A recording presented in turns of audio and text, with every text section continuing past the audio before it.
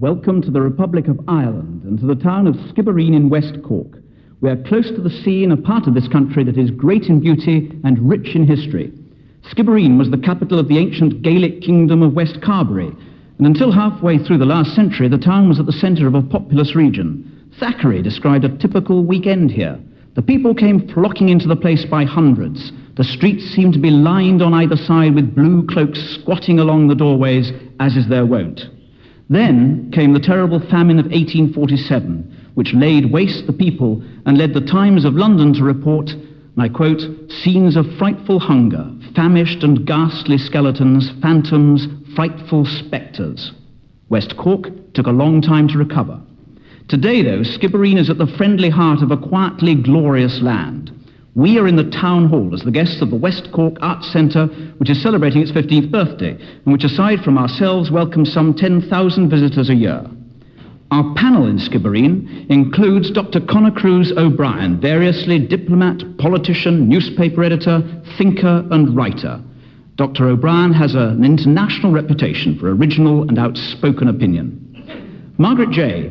loves Ireland and spends time here when she can, but's much occupied as the director of the National AIDS Trust in Britain, where she has the responsibility for promoting knowledge of and assisting in the prevention and relief of a disease which as yet knows no cure and is in the meantime spreading inexorably. John Taylor is an Ulster Unionist MP at Westminster and a member of the European Parliament. He has a reputation for independent thought about Anglo-Irish relations. Recently, he declared intriguingly that the effect of 1992 and the market upon Ireland would be the total reintegration of the Republic, not politically, but into the social and economic structure of the United Kingdom. Rabbi Julia Neuberger is making her annual appearance on Any Questions. I say annual because this is the only Any Questions of the year when the day is long enough for the Sabbath to begin after the transmission of the programme. Apart from her rabbinical duties, Julia Neuberger is renowned as a tireless campaigner for social and political reform, and to those who know her well, for her love of this part of Ireland as well. And that's our panel.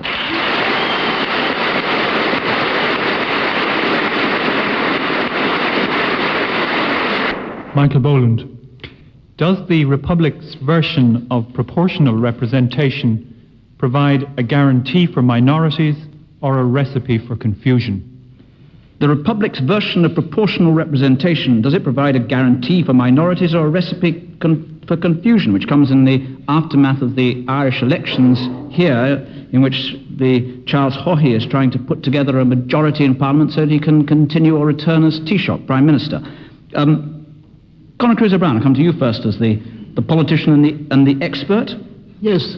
Well, I think whatever I think about this matter doesn't matter very much.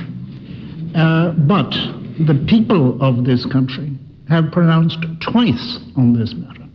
They have been asked whether they want to keep PR, and then they were asked again, do they still want to keep PR, by people who wanted to get rid of PR. And they stubbornly held to PR. When PR was first introduced in this country by the British for the protection of minorities, it was often said that the people would not understand it. They understand it extremely well, and they work it, I think most of us work it, by putting the name of the person we like least at the bottom of the form, and that gives a good start to our day.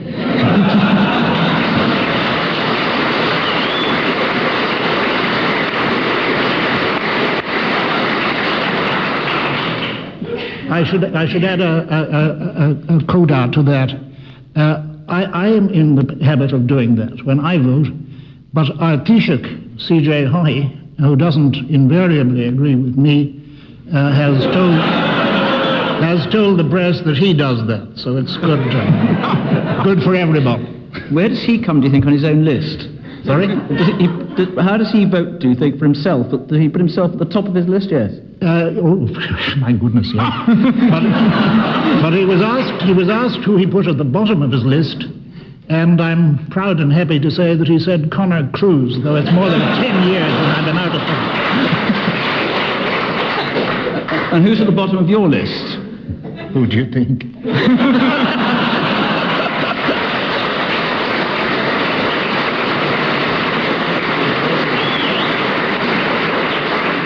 Irish politics alive and well and living in Skibbereen. John Taylor. Well, there is no doubt about it that proportional representation as we have it in both the Republic of Ireland and Northern Ireland is a fair system to all parties. But I nonetheless do think it is one of the wrongs done to the island of Ireland by the English, because it does create instability. And this has happened here in the Republic of Ireland, that there's been no clear majority government, and especially in difficult times, as I think you have here at the moment, in the economy and other problems, you do need a strong government.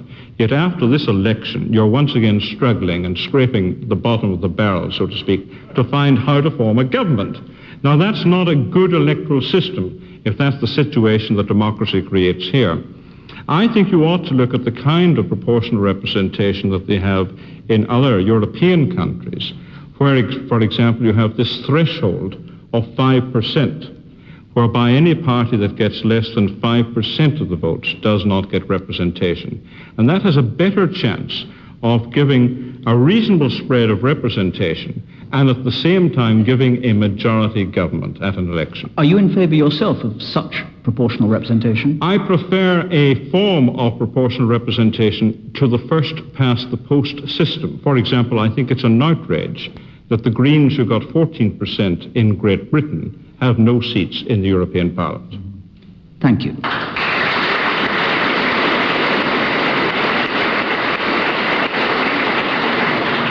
Margaret J.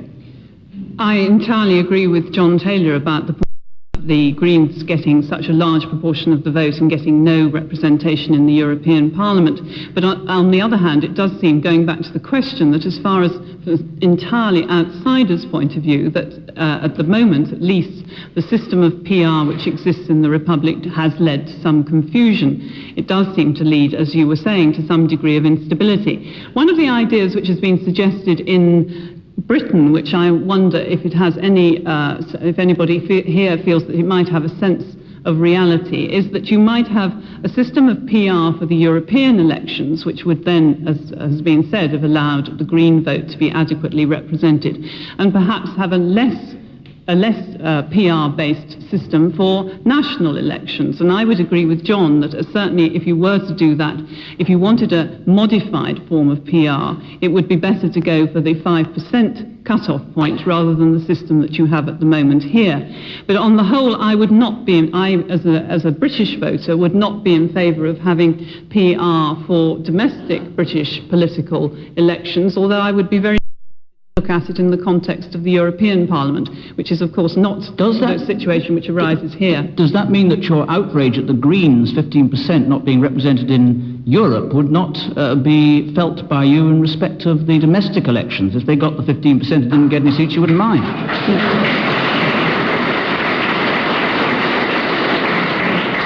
I'm a tribalist in British politics, Jonathan. As you know, I welcome the two-party fight. Could I come in, I wonder? Yes, of course, do. In relation to the point, sorry, I'll be very brief.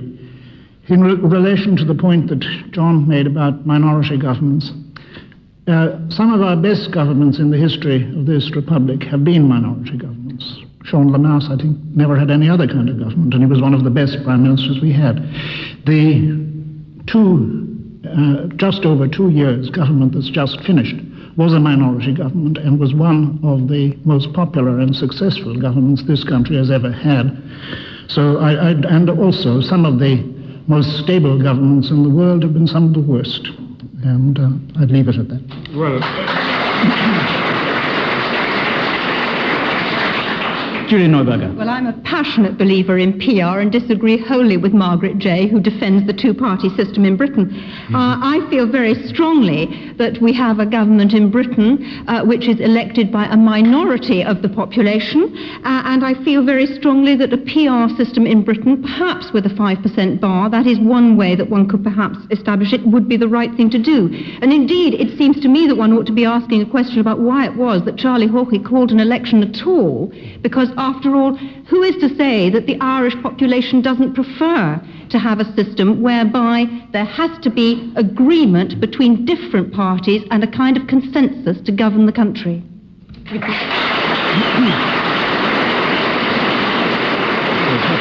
John Taylor. John Taylor. Well, I was just going to make that point. Connor says that the minority government of Charles Haughey was very popular during the past few years. But the reason he called an election was, in fact, to become a majority government. And he failed to do that simply because the people didn't give him the popularity to which Conor Cruise O'Brien claims he had. Please. I wasn't going to make this point. You spoke of stable government. The most stable government in these islands in modern times was the government of Northern Ireland from 1920 to 1972. So if you're going to go, and you remember how that ended. Yeah. So I think we can be forgiven for not envying you stability of that description, and we do not do so. No, well, I must come back there. Majority in itself does not create stability, of course. You must involve the minority. The problem in the Republic at the moment is that you don't even have a majority, and yet you do need a strong government to get out of the present economic problems. And that's why Charles Haughey called for an election, and he has failed, and you're back where you started. You see, what the people approved of was the minority government. What they disapproved of was his attempt to his precipitation of an election, which they regarded as unnecessary. And they said no.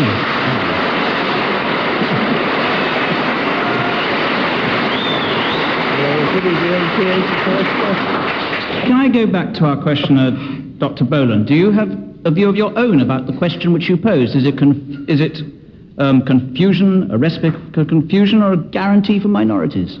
Yes, or both? Yes, I do have a view, and it is both, in fact. I think that we must have a guarantee for minorities, and I think the price we pay for that is that we get some confusion. But I think it's a price worth paying, because I think we also get a break on larger political parties, and I thoroughly agree with what Conor Cruise has said in that respect. Thank you very much. If I might just make one Yes, other Conor wants to make one very more quick, point. Of course. Very quick. It's a comparison with the United States of America.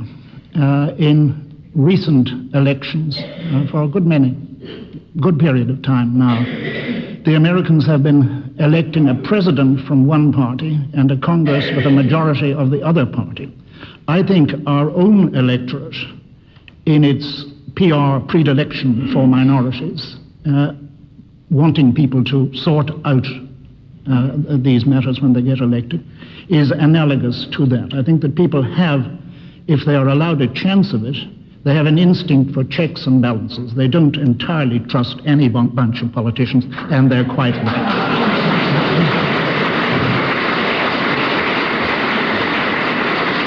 One last brief word, John Taylor.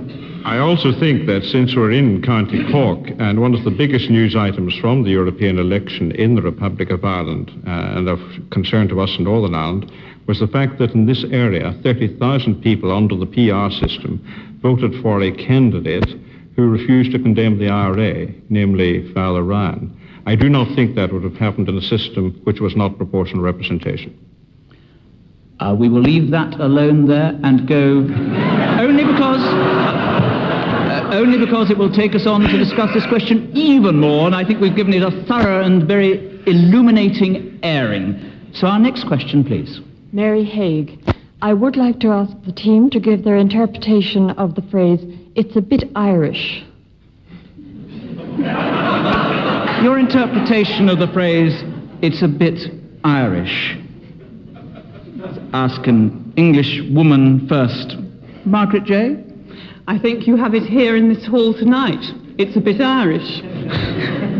No, if I was asked to talk about this in a sentimental way, about it's a bit Irish in terms of positive things, they would all be actually related very much to my experiences in this part of this country, which is the part of Ireland I know best. And I think they would, as I say, be positive. They would be things which people might turn around and say, well, of course, that's only because you spend leisure time in that part of the world, and therefore when people say they'll arrive at 2 and they arrive at 6, or maybe 6 the next day, or they say that they want you to come over and have a drink, and 24 hours later you stagger away reeling from a continuous party. Various things of that nature. Or when they say it's going to be very fine when it's actually been raining for 3 weeks, or it looks a bit brighter in the west, to sort of make you feel that in a sense the Atlantic gale may pass away. I would say all of those things are a bit Irish, and they're the things I think of here.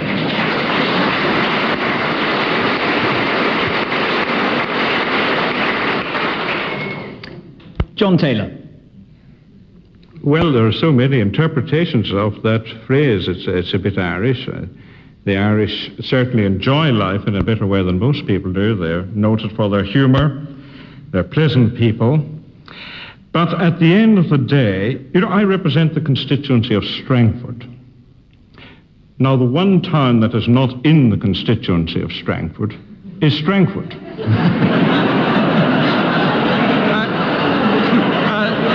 I think that's a bit Irish.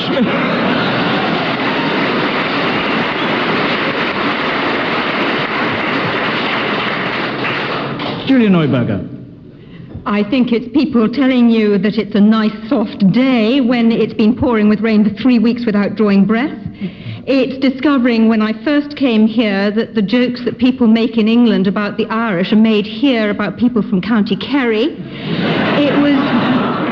It was discovering that when you asked for a small drink, it meant a tumbler full, and you should never, ever ask for a large one, and a variety of other things of that nature. But to be quite serious for a moment, when people say that things are a bit Irish, it is very often the kind of idiosyncratic, absurd view of the world.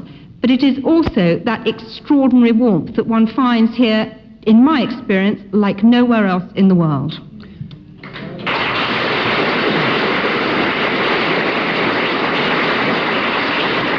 Connor Cruise O'Brien. I enjoyed Margaret's contribution very much on this. There's one funny thing here, I think, that some of these characteristics, pleasant or absurd or whatever they are, which the English attribute to us and which we sometimes attribute to ourselves, because nobody denies that there's some truth in these stereotypes. But these are actually the views that the French have of the English.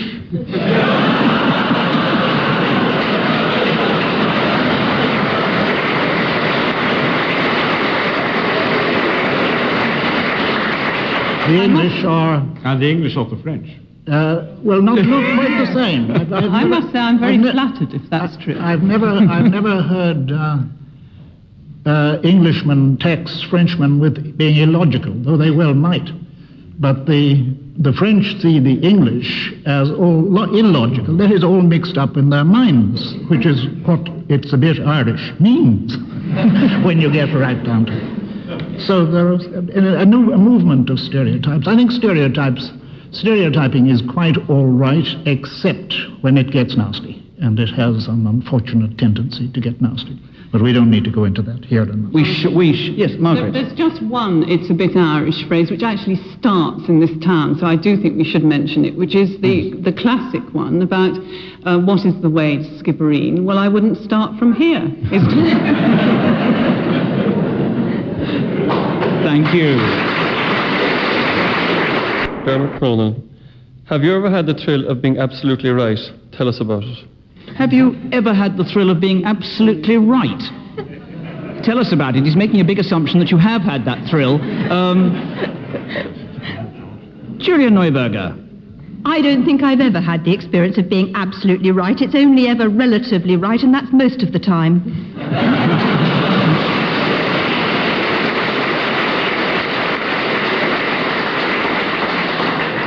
John Taylor. I think the great advantage of a good politician is to recognize when he's wrong, and I have been wrong on many occasions. You are allowed. You are allowed to identify any of those occasions that you wish. which comes immediately to your mind? The audience would love to hear. I don't think I'll go into that. No, a politician doesn't broadcast his failures. Connor Cruise O'Brien. I was absolutely right about what would happen when C.J. Hoyt recently dissolved the board.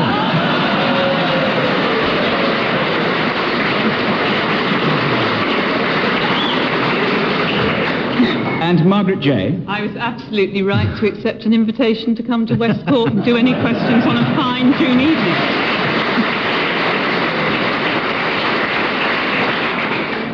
And we just about, because of the brevity and brilliance of those answers, have time for one more question, please. And Caroline, if the panel had the choice of going to Ascot races, all expenses paid, or sitting on a deserted beach in West Cork, which would they choose? There you are. Ascot races, all expenses paid, bet as highly as you like, or a deserted beach in West Cork. Which is it for you, Connor? Deserted beach in West Cork every time. Even a desert beach in West Cork, thinly populated by Cork people, would be full of. No Ascot ever under any circumstances? Or is it just that you won't take what's called in journalistic terms a freebie, that if the expenses weren't paid, you would go to Ascot? No, it's not high-mindedness, it's sheer boredom. And John Taylor? Well, it depends what kind of birds you want to see. At Ascot, I'm always amazed as I watch it on television of the wonderful dress and the hats. I think it must be a most delightful social occasion. But having spent many visits to West Cork in the good old days when I had an uncle here who was a rector for 15 years, I must say my money would be on West Cork, which I consider to be the most beautiful part of the island of Ireland. Thank you.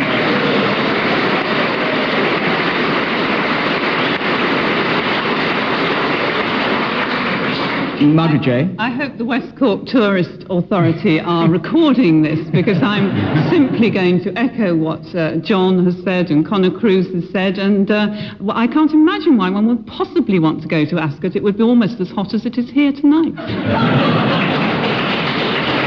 And Julia Neuberger. West Cork on a deserted beach, even in the rain, any day.